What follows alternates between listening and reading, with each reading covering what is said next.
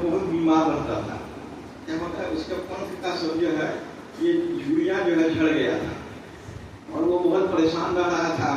वो दाना चुन कर भी नहीं खा पा रहा था। कोई पक्षी गुजरता तो उसे जो है दाना मुंह में दे देता, कोई पक्षी गुजरता तो जल मुंह में दे देता। तो इस तरह से उसका दिन जो है कट रहा था। वो बहुत परेशान थी कि कौन सा मेरा कर्म में चूक हो गया, जिस कारण से मैं इतना परेशान हूँ। मेरा जो है ये दुख कैसे दूर होगा। जब भी कोई जाता तो चिल्लाती, सुनो सुनो सुनो। तो कोई सुनता आवाज तो आता कि कौन पक्षी चिल्ला रहा है भाई। तो वो गलेरिया पक्षी जो है, एक बार देखी कि एक सुंदर कबूतर जा रही है। तो उस कबूतर को आवाज दिया, ए बहन सुनो सुनो सुनो। तो वो कबूतर सुनती है, आवाज तो आती है, बोली क्या हुआ बहन। तो वो कहती है कि अरे बहन देखो ना, मुझसे कौन सा चूक हो गया, न मैं उड़ पाती हूँ न चल पाती हूँ, मुझे भोजन भी सही से प्राप्त नहीं होता है और मैं डेली घुट घुट कर गीते जी मर रही हूँ। मेरा कुछ निवारण होता, आप अपना परिचय दो, आप तो बहुत सुंदर दिखती हो। तो बोली कि मैं जो हूँ इन सभी जो पक्षी हैं, इन सभी पक्षियों का गुरु हूँ। मेरा काम है यहाँ का सारा समाचार लेकर के ईश्वर के पास पहुँचाना, धर्मराज के पास पहुँचाना।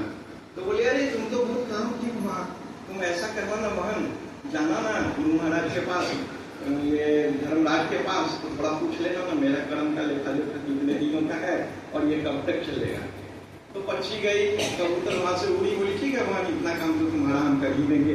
वो जब जाती है वहां धर्मराज को सारा हिसाब किताब देती है। उसके बाद बोलती है एक बात पूछना भूल गई। तो क्या हुआ।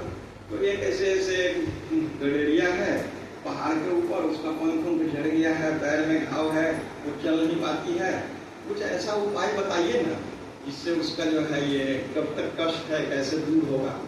तो वो कहते हैं कि देखो इसका लेखा जोखा देखने से तो पता चलता है कि इसका जो है ये 5-6 साल तक इसी तरह का कष्ट है, तो कुछ उपाय बताइए।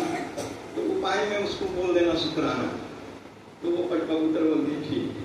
वो आती है उस पहाड़ पर, जब गुजर रही होती है तो वहाँ उससे मिलती है। बोले अरे बहन आप पूछे मेरे बारे में, मेरा कष्ट कैसे दूर होगा, कब तक ये कार्मिक अकाउंट चलेगा। तो बोली कि अरे बहन उन्होंने तो और कुछ नहीं कहा, एक छोटी सी बात कही है कि हर कर्म में शुक्राना, हर बात में शुक्राना। तो वो पक्षी जो है बहुत चतुर थी, वो समझ गई कि ईश्वर का इशारा है कि हर चीज में शुक्राना। तो उसको तो ऐसे भी चल फिर होता नहीं था। तो बेचारी को कभी भोजन मिलता कभी नहीं मिलता। जब भोजन नहीं मिलता तो बोलती कि आज आप एकादशी करवा दिए प्रभु, इसलिए आपका शुक्रिया। इसी दिन जल नहीं मिलता तो बोलती कि निर्जला करवा दिए, इसके लिए शुक्रिया। सोमवार को भोजन नहीं मिला तो सोमवारी करवा दिए, इसके लिए शुक्रिया।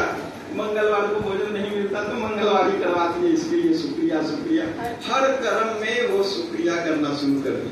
जैसे ही वो शुक्रिया करना शुरू करती है, 10 दिन बीतता है और वो कबूतर फिर वापस लौट के जाते रहती है धर्मराज के पास।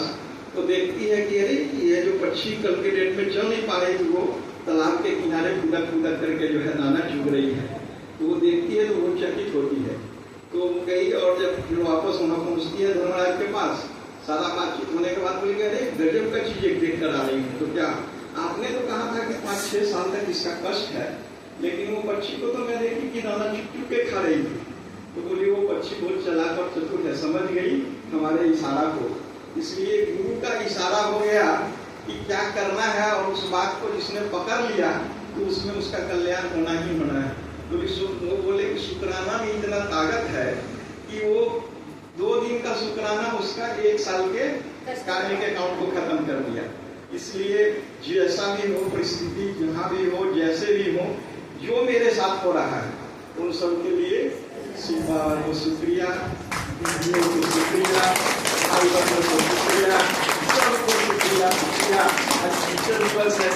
कल होना था आज ही हो गया, चलो बाबा को